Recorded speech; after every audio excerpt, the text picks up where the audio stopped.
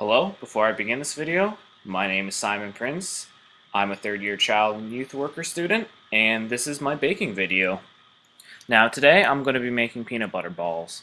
It's a really easy recipe. It only has 4 ingredients, doesn't require any baking, tastes really good, and it's fun to make. But before we begin, I'm going to show a little slideshow just to show off the ingredient list and how to understand everything on the ingredient list.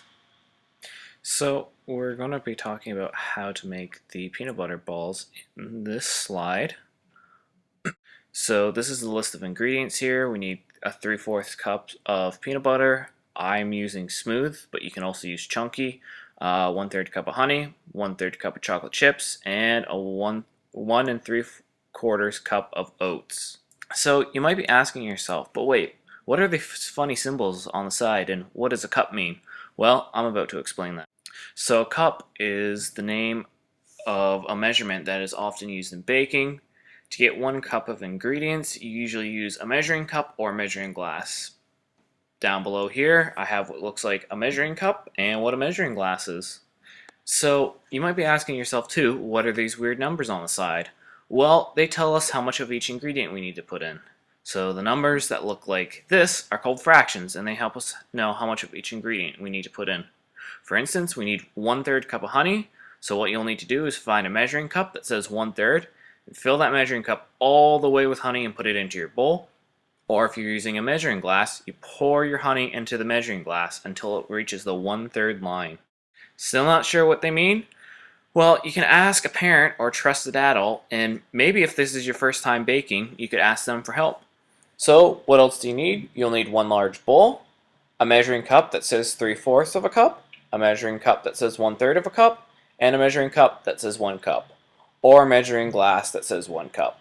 You also need a cookie tray, or a different kind of sheet you can stick in the fridge, parchment and wax paper, a mixing spoon or a spatula, and once you have those, you're ready to start. Now, before you get started, you want to stop and go wash your hands. It's very important to wash your hands before baking, as you don't want germs and other things getting into your baking. Go pause the video right now, and then once you're done washing your hands, you can begin baking. Alright, now that your hands are washed, go grab your bowl, get that ready, and you want to start putting the peanut butter in. So, as you can see, we put the peanut butter in our measuring jar. Now, if you have a closer look, you'll see how I said you want to fill it to the 3/4 line earlier. That right there is the 3/4 line. So, once you got it measured to that, you want to pull it into your bowl. Now remember, if you're using the same measuring glass again, you want to wash it before you put in your next ingredients. Once your jar is clean, you want to move on and put your honey in. Now you want to measure the honey to the 1/3 line again, and because the honey is pretty sticky, it's a good idea to get a spatula to get it all out. Next, you want to add your oatmeal. So as you can see, this time around, I used a measuring cup. So I'll pour that in the bowl. And notice how it says 1 cup. That's how I know which one I need to use. Now I need a 1 3/4, so I will also grab my 1/4 cup. And now lastly, you want to add our chocolate chips into the bowl. Now that we have all of our ingredients into the bowl, you want to grab a spatula or your wooden spoon and start mixing it all together.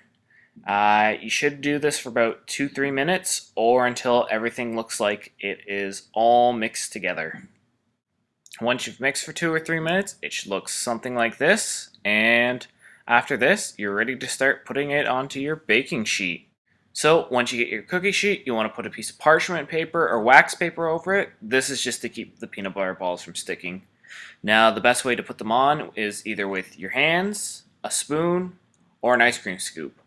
I prefer using my hands just because it's easier to roll and more fun. Alright, now you want to take some of the dough into your hand and just like this, take it, roll it with your hands a little bit, try to make it into a ball, or I guess any other shape you want to, and put it on your cookie sheet. Once you're done rolling up all your peanut butter balls and putting them on the cookie sheet, you want to stick them in the fridge for about 20 minutes, and then they're ready to be packaged. Now, since your peanut butter balls are chilling in the fridge, it's a good idea to gather up all your dirty dishes and bring them over to the sink. Now, washing dishes definitely isn't the funnest part of baking, but it's important to do as you'll need them clean for the next time you bake. Once the peanut butter balls are done chilling in the fridge for about 20 minutes, you can put them either into a glass container or a plastic container where you can put on a sealable lid, or you can put them in a Ziploc bag, whichever is more convenient. After this, they're all ready to be eaten, so enjoy!